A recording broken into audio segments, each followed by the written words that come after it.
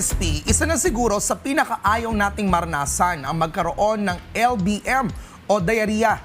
Nakakakaba at nakakaabala ito, lalo na kapag nasa biyahe o nasa labas tayo ng bahay, Leslie. Naranasan mo na ba yan, Prof? Oo naman. Ako naranasan ko na rin. Nasa bus ako, papunta ng Baguio. Talaga, matagal yung bus stop. Oo. Tutiis talaga ako dun. Sabi ko, sige, bahala Iba talaga na. yung pakiramdam, no? Parang hindi mo alam kung bababa ka ba o ano. Yes. Pero alam niyo ba na ang akala nating simpleng diarrhea ay maaaring sintomas na pala ng gastroenteritis o stomach flu na nakakahawa raw? Naku para linawin po yan at mabigyan po tayo ng tamang payo, makakasama po natin ngayong umaga si Doc Rafael Cabotsan Martirez or Doc Raf. Good morning, Doc. Welcome to Rise and Shine. Good morning sa ating mga makikinig. Rise and Shine, Doc Raf. Doc Raf, kailan po natin malalaman na hindi na lang pala simpleng diarrhea ito, kundi isa na palang gastroenteritis o stomach flu? Actually, diarrhea in itself, hindi siya yung diagnosis. No? Diarrhea is more of the symptom. No? So, siguro mas okay kung i-differentiate natin siya between diarrhea na infectious, no? Infectious causes versus diarrhea na non-infectious. So, bilisan ko lang, ano? Yung mga non-infectious causes, for example, uminom ng gatas, tapos lactose intolerant pala. Okay. No, or medyo nasobrahan sa fiber, no, nasobrahan sa mga pagkain na medyo nakakapanikmura, no. Yun yung mga minsan nagtatae pero wala naman talagang nakakahawang cause, no. On the other hand, yung tinatawag nating stomach flu, actually medyo misnomer yun, ano. Kasi when we say flu, we think of influenza, no. But we're actually talking about viral gastroenteritis, which is actually caused by norovirus and rotavirus, no. Not really flu, no? So, Evident dito sa Pilipinas yun. yes, very common Okay. naman siya, no? Alright. So, we have viral gastroenteritis, we also have bacterial, and we also have yung protozoal, yung mga amoeba, mga ganon, no?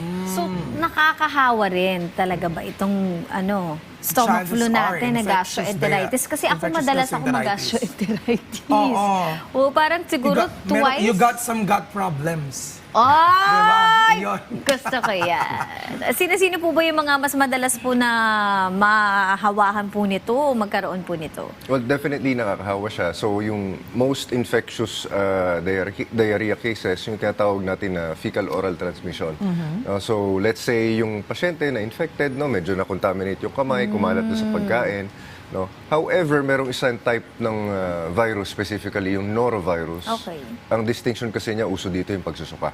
Okay. No? So, among those causes ng diarrhea, yung norovirus, kapag sinuka ng patient, pwede mag-aerosolize. So, yung suka niya mapupunta sa hangin. Pwede ka rin mahawa via that. No? And of course, mas susceptible dito, yung mga mas mahina yung resistensya, specifically yung mga sobrang bata pa, yung mga may sakit, may diabetes, no? May mga pamatagalang sakit, tsaka yung ating mga lolo't lola. No? Pero tandaan natin, kahit perfect yung ating kalusugan, kapag tayo na-expose sa ganito, most likely tayo mahawa pa rin. No? So it's still best na we practice frequent hand washing. Ayun.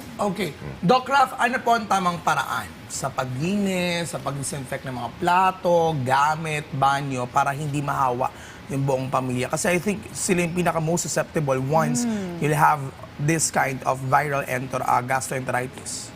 Actually, usually ang Filipinos, very particular naman tayo sa paglinis ng mga pinggan. So usually hindi yung pinggan yung issue.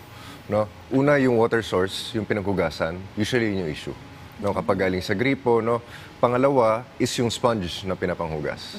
No? So dapat medyo dalasan natin yung pagpalit ng sponge. And then lastly, yung storage area ng mga plato, no. Tsaka misa kasi kapag nilagay na nila sa drawer, malinis naman yung plato, pero madumi pala yung pinaglalagayan. No? Ayun. Kapag po naman meron ng gastroenteritis, pero syempre yung iba, iisipin nila, kumbaga parang diarrhea lang. Okay lang ba uminom agad ng mga loperamide? Actually, no. Okay. Kasi yung diarrhea, actually hindi siya yung mismong sakit eh. No? It's just our body reacting to the infection. No? So kailangan natin ilabas. May mga certain infectious causes kasi that release toxins. No? May endotoxins, may exotoxins and such. No? So part of the mechanism is kailangan ilabas ang katawan. No? So ang ginagawa naman ng mga ganyang gamot like loperamide, yes, it kind of prevents, no, or reduces the diarrhea, yung paglabas. So instead of mailabas mo yung mga toxins, lalo siyang maipon sa katawan, which could lead to complications. Okay, what could be the worst case scenarios for people who won't treat itong stomach flu nila or the viral gastroenteritis? Ang most common, of course, is dehydration.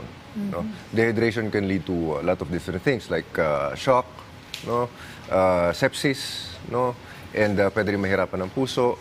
And syempre, sometimes yung mga simple na sakit kapag napabayaan na neglect or maling gamot yung ininom, pwede maging matindi mauwi sa pagkaka-hospital.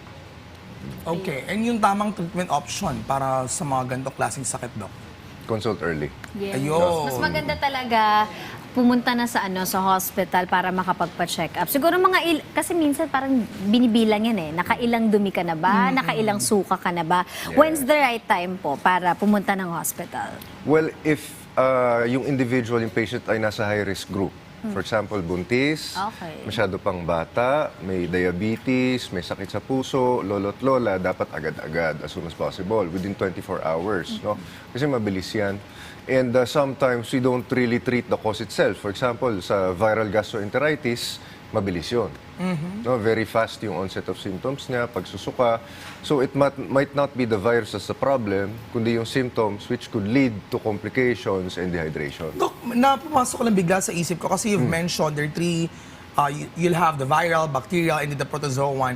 I know iba naman si protozoan, si amoeba, pero di ba sometimes you're being diagnosed for amoebiasis. What's the diff dun sa amoebiasis versus this protozoan gastroenteritis? Well, different yung nagkukos nun. Okay, no? pero But- kasi hindi pupunta ka rin sa ospital, sobrang sakit din siya mo, dehydrated. I mean, for the sake of information and then, Doc, how could be different? Well, different yung actual na nagkukos. Okay. No, kasi, for example, yung viruses, they're very different from bacteria, tapos very different naman si amoeba, Okay. sa mga protozoal infections. However, sometimes the treatment can be quite similar. Okay. No, it can be quite similar. No? Usually, ang cornerstone yan is yung supportive treatment to reduce dehydration. And of course, antibiotics and other medications for the infection itself. Okay. No? Si Doc, 24/7 yan. Kapag Kaya nga, kailangan mo pwede kayong magpa-teleconsult. magpa-check up sa kanya. Social media accounts, Doc.